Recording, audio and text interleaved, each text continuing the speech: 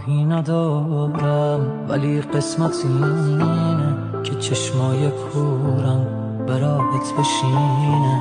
برای دل من واسه جسم خستم، منی که غرورو تو چشمات شکستم.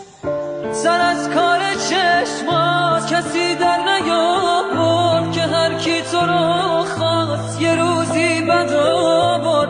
برای دل من واسه جسم خستم، منی که غرورو تو چشمات تو هنوزم مثل هر روز و همیشه. هر شب حافظه من پر تصویر تو میشه. با من قریبگی نکن، با من که درگیر تو هم.